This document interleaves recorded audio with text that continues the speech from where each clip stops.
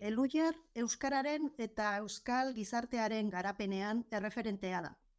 Elujarren xedea da euskaratik teknologiaz eta ezagutzaz baliatuz eta zientzia zabalduz, gizarte aktibo, kritiko eta berdinzalea eraikitzea.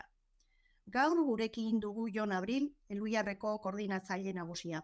Eskerrik asko, Jon, gurekin izateagatik eta ongi etorri. Elkarrizketan ere gurekin dugu gure lankide den Jon Irizar, Mutualiako euskara teknikaria. Ongi etorri, Jon, zurire bai, gaur bi Jon dazkagu hemen grabaketan. Hasteko, Elujarrek 50 urte bete zituen iaz. Hasieratik erakunde aintzindari eta berritzailea izan da. Nola sortu zen Jon Elujar eta zer ibilbide izan du azken urteotan?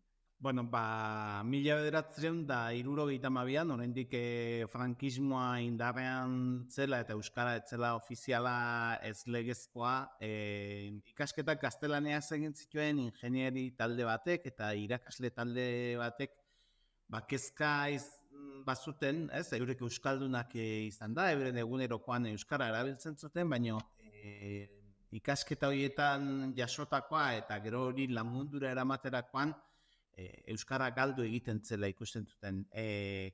Giroa ere bazen momentu hartan ikastoleen sorrera Euskal Herriko bazter guztietan gertatzen ari zen, gau eskolak, zenbait irrati ere herrietakoak eta tokikoak eta sortzen hasita zeuden, eta giroaretan ikusi zuten eurek ere ekarpenen bat egin zezaketela euren eremuan, zientziaren eremuan. Eta, elkartzen hasi ziren ikusteko eurek erabiltzen zituzten hitz horiek nola eman, nola esan zenbait gauza, ikastoletarako materiala behartzela ere eta hori sortzeko asmoarekin.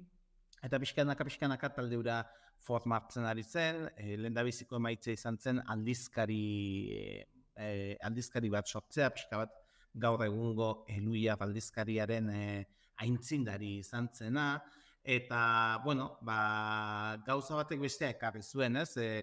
Artikuluak idazten zituzten terminologia zehazteko, baina terminologia zehaztu ala ere, hortikan etorri ziren, hiztegi entziklopedikoak sortzeko aukera, ikastoletarako materialgintza sortzea, beranduago etorri zen Elujar hiztegia, eta, pixkanaka edizion mundu horretan joan ziren, kultura zientifikoaren zabalkundean, eta, 2000 urtera arte pixkanakako hazkunde bat edo izan zuen, ez? 80 eta 90 hamarkadetan haunditzen hasi zen egitasmoa, profesionalizatzen poliki bada ere, eta 2000 urtetik aurrera jauzi handi bat eman zen, ez? Eta horre,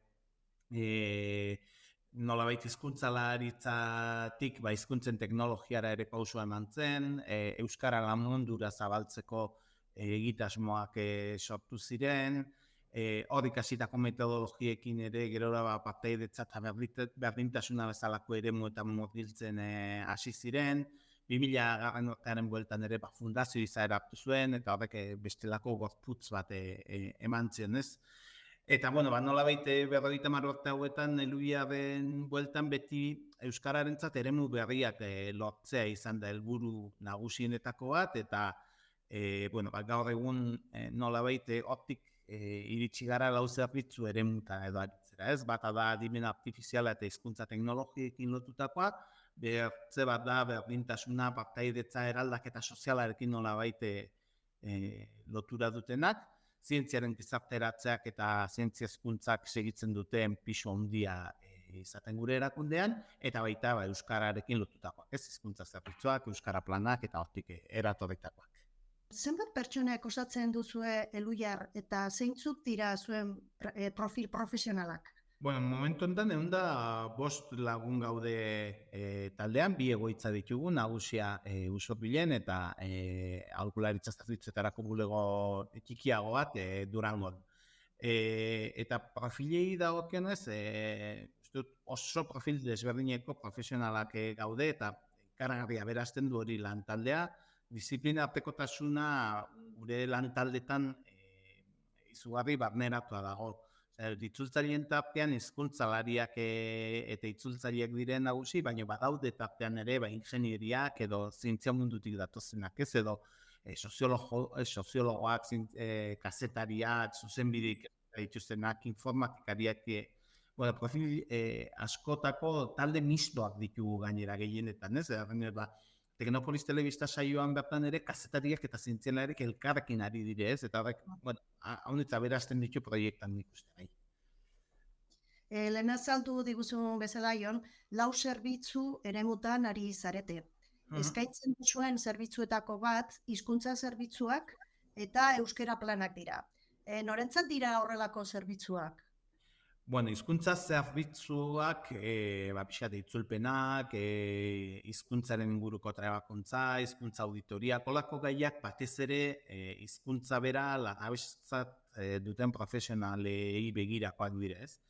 Egia da, ditugula beste zerbitzu batzu pixkat gizarte osoarentzat direnak, Eluia Bestegiak, segurazki, jende gehienarentzat gure marka identifikatzeko erreferentea da, urtean 50 milioi kontsulta baino gehiago dituena, euskararen arloan erreferentziazko hiztegia. Eta gero, baditugu euskara planen arloan aldiz, publikoa gehiago, administrazio publikoa eta enpresak eta dira, ez? Administrazioarekin gainera bi motatako lanak egiten ditugu, batetik izan daiteke administrazioa beraren euskalduntzea eta barne erabilerako plangintzak eta lantzea, edo herrietan eta herritarrekin euskara sustatzeko planak, programak, proiektuak eta lantzea. Beraz, hildo horietan edo aritzen gara euskararen eta hizkuntzalaritzaren eremuetan, ez? Eluiarren beste zutabeetako bat zientzia divulgazioa da. Bai gizartean, bai hizkuntza ingurunean. Zein esparrutan egiten duzuelan? Jatorritik gizarteari zientzia eta teknologiaren aurrerapenen berri ematea bada arloetako bat, eta horrenik pisu handia duena, kultura zientifikoa deitzen digun hori. Ezagunenak Euskadi batean entzateko izten ditugun Norteko Ferrokarrila eta Ekosfera programak dira. Lehena, Norteko Ferrokarrilak 28 bat urte daramazki antenan. Eta ETB-rentzat ere Teknopolis telebista saioak datorren otsailean 25 urte beteko ditu eta ETB-ko programa zera ez, luzenetako bat edo gehien iraunduenetako bat bada, ez? Eta horietaz gain baditugu bestelako proiektu batzuk, zientzia eus ataria bera, Eluia Galdizkaria jakina, eta bestelako proiektu komunikatibo txikiago batzuk behar da, baina nagusiki horiek, ez? Eta gero dago, estime hezkuntzaren alorrean edo lantzen ditugun proiektuak. Nagusiki bi ditugu, handiak biak ere, bata da hezkuntza arautuan zientzia azoka deitzen dena, Euskal Herri osoko 1500 gora ikasle mugitzen dituena urtero, eta gazteek eskola ordutan proiektu bat, zientzia proiektu bat, edo zientzia teknologia arloko proiektu bat lantzen dute, eta guk profesionalekin harremanetan jartzen ditugu ikerketa bera nola egiten den, ikerlariek nola lan egiten duten ezagutzeko, eta hori aberasteko, eta gero zientzia azoken bidez, kalera aterata aurkezten dituzte proiektu horiek, ez? Edo, bertze proiektu interesgarri bat bizilabe da, aisialdian gazteentzako ikerketa zentroen bidez ere, zientzia eta teknologia hurbiltzeko, ez? Eta zientziaren eremu honetan, 3. hanka bat dugu, zientzia eta teknologiaren alorreko ikerketa zentro, unibertsitate eta bestelako erakundentzat, zein Europako horizon proiektuetan komunikazio zerbitzu espezializatuak eskaintzen ditugula. Eta Jon, hor Europa aipatzen duzun hortan, azaldu guzu egitasmo eramaten ari zareten aurrera, eta ea egitasmo horiek balio dezaketen Euskara Europan ere ikusgarri izateko?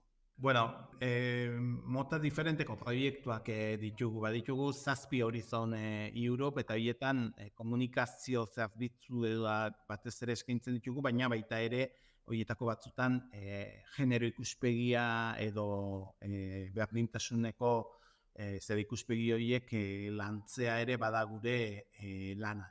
Hizkuntzarekin lotutakoak gehiago ditugu teknologiarekin lotutakoak. Eduki izan ditugu hizkuntza normalkuntzaren ikuspegitik, hizkuntza lan mundura edo lan tresna izateko olako proiektu batzuk eduki izan ditugu, momentu honetan ez ditugu, baina bai teknologiarekin lotutakoak. Hiru egitasmo desberdin ditugu, ikusentzunezko enpresentzat eta hizkuntzarekin lotutako aldi bereko itzulpen eta horrelako teknologien garapenerako proiektuak, baditugu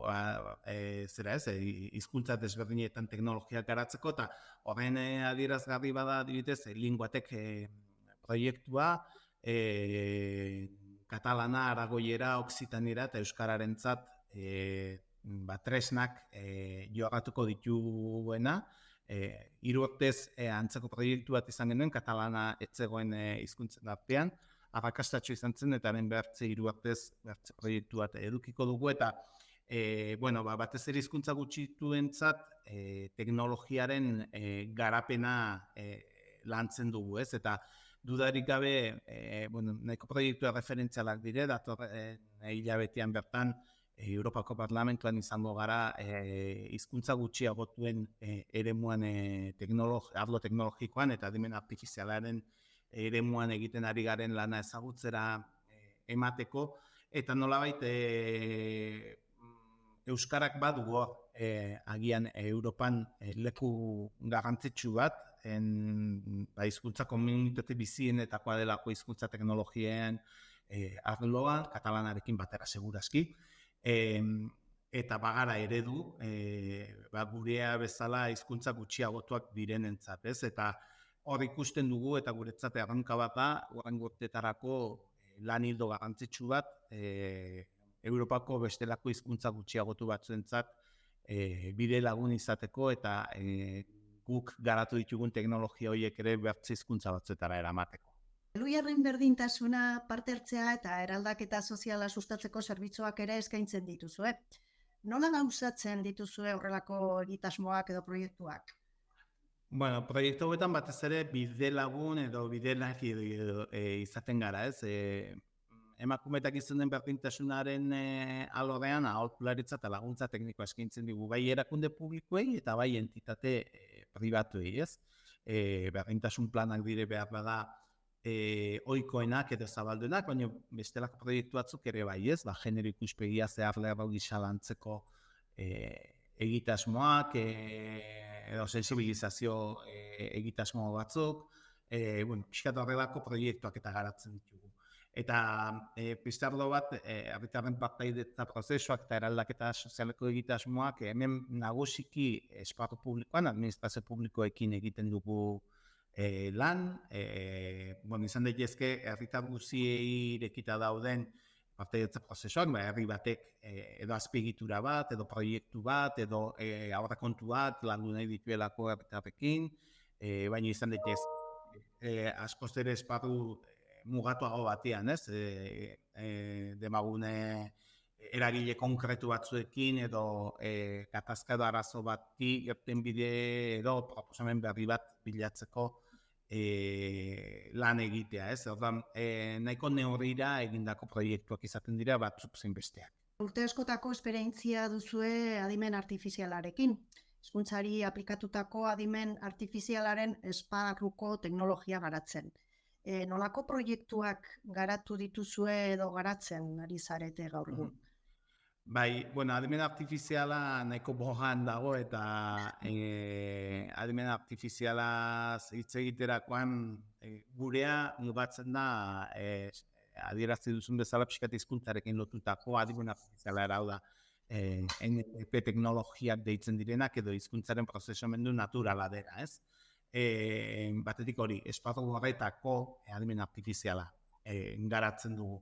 Egia da, momentu bolaban dagoela edo olatua denerako txekolan desente eginda genituen, eta aukera eman digu ongi posizionatzeko NLP teknologien eremu honetan, izan ere 20 urte baino gehiago dira Eluia hizkuntza teknologien eremuan lanean ari dela, eta gaur egun adimen artifiziala ere erantsi zaio hori, ez? Agian ezagunenetakoak itzulpen automatikoa, emaitza ukigarrienak edo esango nuke, Elia itzultzaile automatikoa bera, ez? Edo ahotsaren prozesamenduarekin, dozaintza adimenduarekin lotutako proiektuekin ari gara, ez? Orain berriki ere aurkeztu genuen TTS neurona da, hau da, testuak ahots bihurtzen dituena, eta gaur egun euskarazko hedabide gehienetan gure teknologia txertatuta dago, izan berria, izan tokiko hedabideetan, hau da, albiste bat entzuteko aukera ematen duena, eta bestelako aplikazio batzuetarako ere erabiltzen ari da teknologia, ez? Azpititulazio automatikoarena ere badireia dauzpagostu urte merkaturatu genuela aditu plataforma, eta pixka bat orain teknologia guzi horien uztarketa lantzen ari gara, aldi bereko azpititulazio eta aldi bereko itzulpen sistemak eta garatzeko, eta badaukagu esperantza epe motzean emaitza onak ikusiko ditugula bikoizketa automatikoaren esparruan, ez? Eta gero garatzen ditugun beste mota bateko proiektuak dira adibidez, hedabideetan erakunde batek duen errekrutazioa eta joerak eta aztertzeko tresnak garatzea, eta bestelako tresna batzuk testu masa handiak eskatzen dituztenak eta hortikan informazioa erauzteko, bilatzailea aurreratuak egiteko, horrelako sistemak eta lantzen ditugu. Bagara erakunde bat nahiko bitxia, oinarrizko ikerketa egiten dugulako, baino gero oinarrizko ikerketa horretatik abiatuta ere teknologia beraren garapena eta bezerari neurdira egindako soluzioak lantzen ditugulako, ez? Eta nolabait baliokate osoan parte hartzen dugula, ez? Hau ez da beti gertatzen, eta horrek gure teknologia propioa egitea, garatzea eta saltzea ahalbidetzen digu, ez? Eta iaz, oain urtete erdi edo, orai zentroa sortu genuen, Eluiaren baitan, gure teknologia merkatuan hobekiago txertatzeko eta bereziki industriaren alorrean lehiakortasun handiagoa lortzeko, ez? Enpresa eta erakunde eraginkortasuna eta pertsonen arteko komunikazio horretan eragiteko, makina pertsonen arteko harreman horretan, ez? Eta, adibidez bagabiltza, ez? Biltegi adimendunetan ahots bidez komandoak eta eman alizatea, eta euskarak ere bere lekua izan dezan, edo autonomoen kasuan eta ere ahots komandoak eta euskaraz eman alizateko, horrelako proiektuak eta garatzen gabiltza, ez? Eta badu gure teknologiak bere izgarri bat, aipatzen dugu beti tresna etikoak eta ikuspegi sozialarekin lantzen ditugula, eta guretzat importantea da erabiltzaileen datuen konfidentzialtasuna bermatzea, hau da, ez dugu erabiltzaileen informazioa ustiatzen, eta beraz ez dugu hortik etekin ekonomikorik ateratzen, ez bestelako etekinik ateratzen, eta aldi berean gure proiektuak bilatzen dute gizarte inpaktu bat, ez? Batez ere hizkuntzaren ikuspegitik, baino ez bakarrik, ez? Adibidez, genero ikuspegia txertatzen dugu, azken batean adimen artifizialak eta horrelako teknologiek alborapen asko sortzen dituzte, erreplikatu eta amplifikatu egiten dituzte lehendik ere gizartean askotan baztertuta geratu diren ikuspegi batzuk, izan arraza, izan pentsamendu edo erlijio arrazoiengatik, generoagatik, eta pixka bat saiatzen gara hoiek kontuan hartzen eta hoiek gutxitzeko estrategiak lantzen ditugu, ez, gure proiektuetan. Eta baita ere, azkenean datuen entrenamenduek konputazio ahalmen handia eskatzen dute. Hori bada arazo bat euskara bezalako hizkuntza gutxituentzat, baina bada ere inpaktu ekologiko handia eskatzen duen edo ondorioa duen teknologia bat, ez? Eta euskararentzat datu gutxiagorekin emaitza onak lortzeko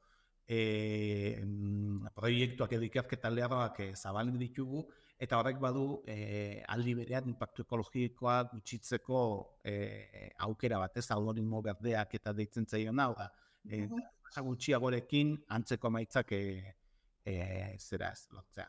Eta bueno, alor honetan batez ere lehen aipatu dudan bezala hizkuntza gutxituei egin nahi digu ere ekarpen batez horregatik adibidez egia gure itzultzaile automatikoa gaztelaniaz, ingelesez eta frantsesez bai, baina euskaraz ez ezik, katalanez eta galegoz ere badago, ez? Eta, bueno, lehen esan dut ere, oksitanerarekin edo aragoiarekin lanean ari gara eta etorkizunean ere gustatuko litzaiguke, Europako eta zergatik ez harremana eduki dugulako, Hego Ameriketako hainbat hizkuntza gutxiturekin ere lan egin ahal izateaz. Aipatu zuen, adimen artifizialearen olatu hortan, aldez aurretik egindako lan horrek posizionatu zaituztela irteera puntu egoki batean, ez? Hala ere, ikusten duzu euskara edo beste hizkuntza gutxitu batzuk ere atzean gelditzeko arriskurik, izan ere 2003ko, 2023ko euskararen nazioarteko egunean, askotan aipatu zen, bertan hemen ziren hitzaldietan, auzolanaren beharra gaitu.eus bezalako egitasmo batek arrakasta izan zezan. Bai, esan nuke egoera edo momentu kritiko batean gaudela, ez? Batetik aukera handiko unea delako euskara bezalako hizkuntzentzat, baina aldi berean bai, arriskua ere badago atzean geratzekoa, ez? Eta beraz horregatik behin eta berriz adierazten dugu zeinen garrantzitsua den estrategia bat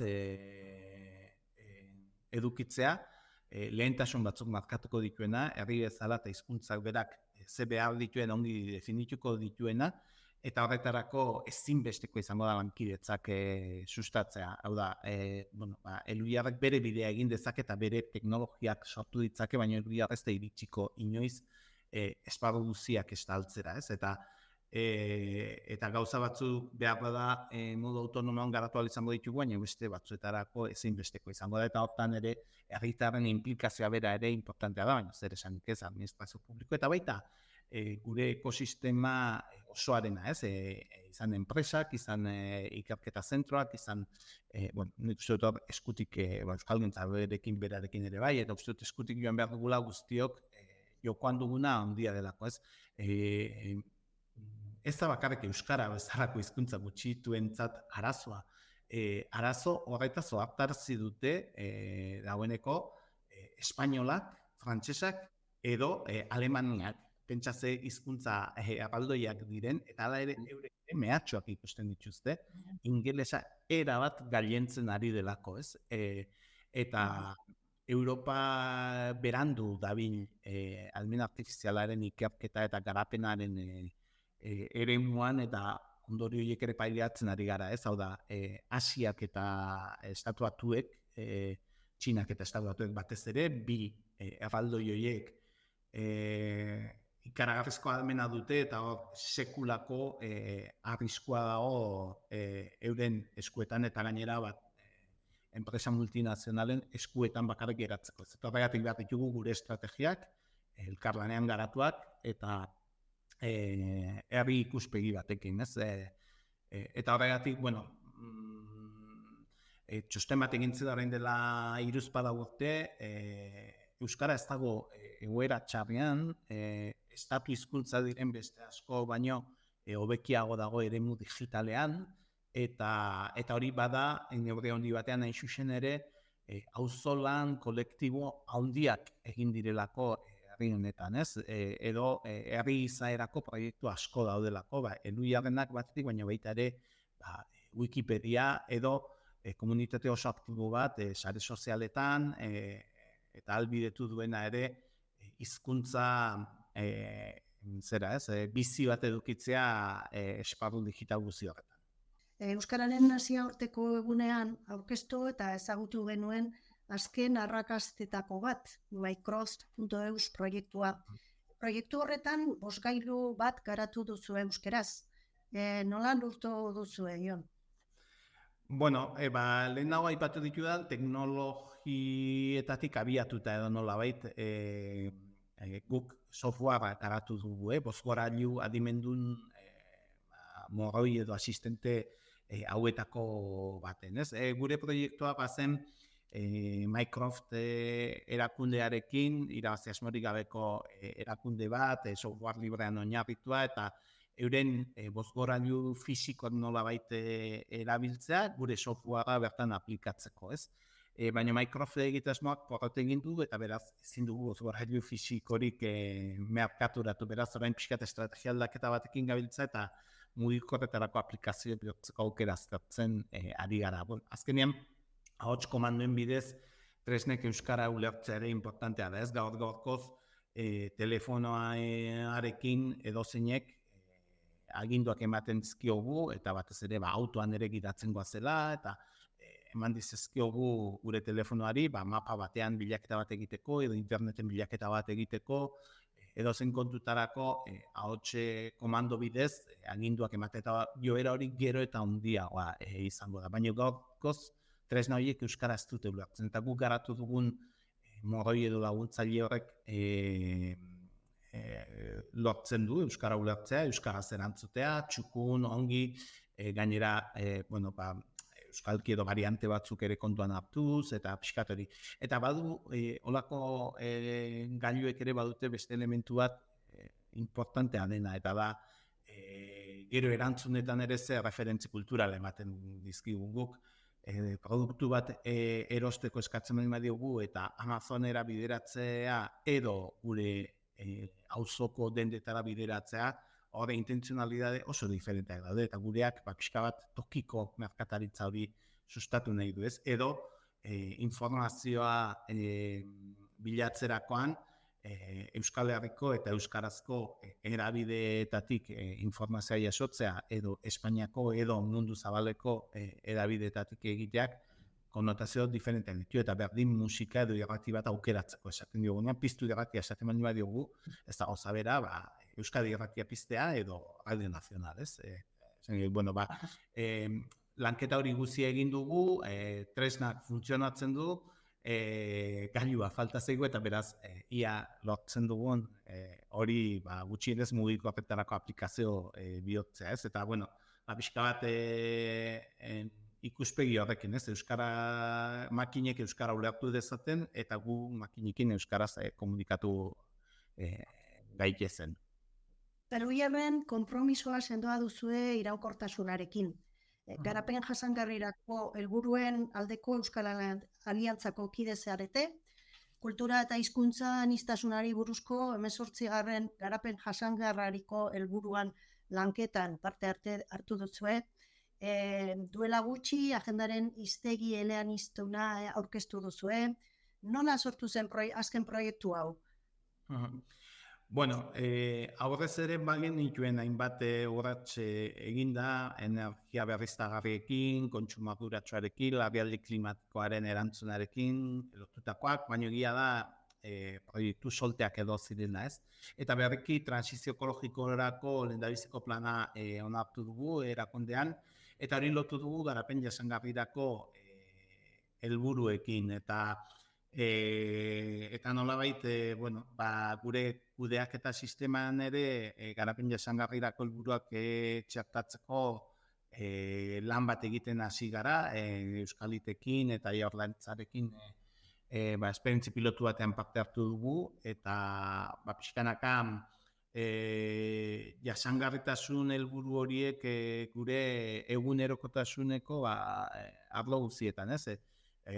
Albisteak sortzen ditugunean gure edabideetarako ikuspegi horiek txertatuz, baina olen aipatu dizuedan bezala teknologia hori lantzerakoan edo berdintasun plan bat egiten dugunean, ez? Eta